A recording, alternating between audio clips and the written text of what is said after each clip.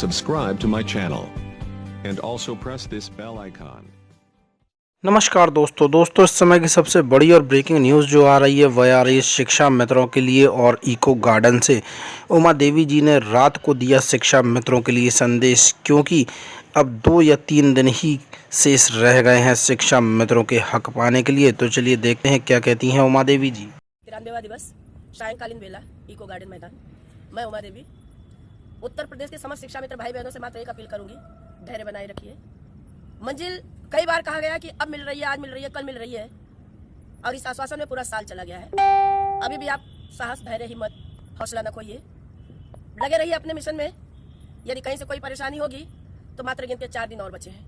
यदि मुख्यमंत्री जी या प्रधानमंत्री जी हमारा आपका सम्मान करते हैं तो अच्छी बात, और नहीं करते तो मैं तो पहले से कह चुकी हूँ कि इसी इको गार्डन मैदान से उनके विरोध की शुरुआत होगी और पूरे उत्तर प्रदेश में शिक्षा मित्र परिवार निकलेगा रोड में।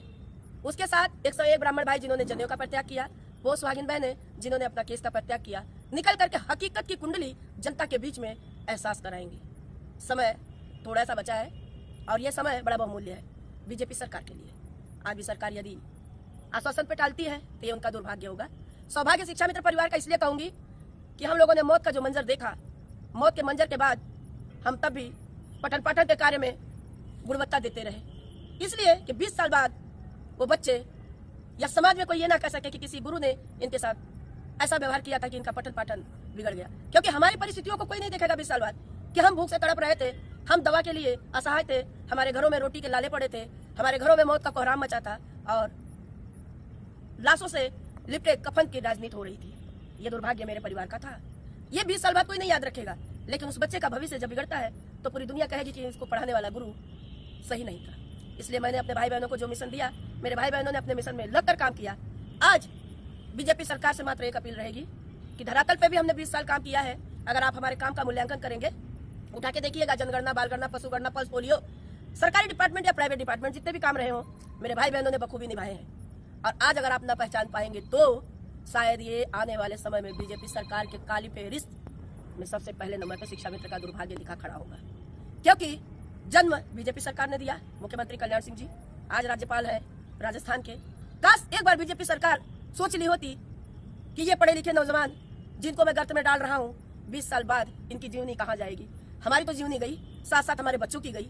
अब माता पिता तो असहाय थे, लेकिन 3 पीढ़ियां बर्बाद होने के बाद विचार कर ले बीजेपी सरकार की आज भी अगर वो सम्मान बेटियों को नहीं देती है इसी को गार्डन में आके, तो क्या ईश्वर भी उन्हें माफ करेंगे? विचार करिएगा, क्योंकि मेरे सूबे के मुखिया संत और महात्मा है। और सभी भाई बहनों से अपील करूंगी कि आप लोग शहीद भाइयों के प्रति सच्ची श्रद्धांजलि रखिए, अपनी आस्था बना के रखिए। देश में यदि कोई विषम परिस्थिति आती है तो आप एक सच्चे देश भक्त की तरह देश के नागरिक हैं, अपनी जिम्मेदारी को निभाया करिए। मैं खुद स्तब्ध होती हूँ, मेरे पास शब्द नहीं होते जब मैं आर्मी के भाइयों के लिए कुछ बोलने आती हूँ। ऐसे हादसे देखने के बाद मेरी रूह कांप उठती है कि यह विभत्स मंजर रुकेगा कब। तो आप लोग भी जहाँ भी रहिए उन्हें नमन करिए, उनकी सहभागिता आप संपूर्ण रूप से करिए।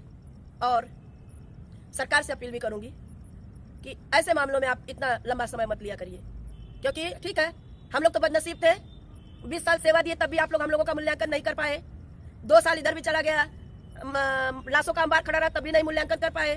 तो अब तो ये तो भगवान के भरोसे चल रही है गाड़ी। लेकिन जो अमन चैन की नींद देते हैं उनके लिए इतना समय बर्बाद करना भारत देश के लिए उचित नहीं है। और मैं समझती हूँ कि आज पूरा भारत वर्ष खुशनसीब है कि भाई अभिनंदन जी आ गए सकुशल अपने वतन पे। यह गौरव की बात है। इसके लिए मैं जिन भाई ने इसमें सहयोग किया उनका तहे दिल से आभार व्यक्त करूंगी कि खूनी मंजर एक इंसान, एक मानव के लिए बिल्कुल अच्छा नहीं है। आपने अगर अच्छा से यह निभाया है तो ऐसे ही अपेक्षा रहेगी कि शांति का सौहार्द सभी लोग बना के रखें और भारत को गौरवमयी बना के रखें। इसी के साथ अपने सभी भाई बहनों से एक मिशन कि मुझे अगर लगता है कि अभी हमें मुख्यमंत्री आवास और राज्यपाल आवास घेर रहा है, मैं आपको आवाज दे दूंगी, तुरंत घर छोड़ दीजिएगा। और सम्मान मिल जाता है तो हम इनका सम्मान करेंगे। दोस्तों ऐसी ही नई और लेटेस्ट पाने के लिए सब्सक्राइब करें हमारे चैनल को, लाइक करें और अपने सभी मित्रों को शेयर जरूर कर दें। धन्यवाद।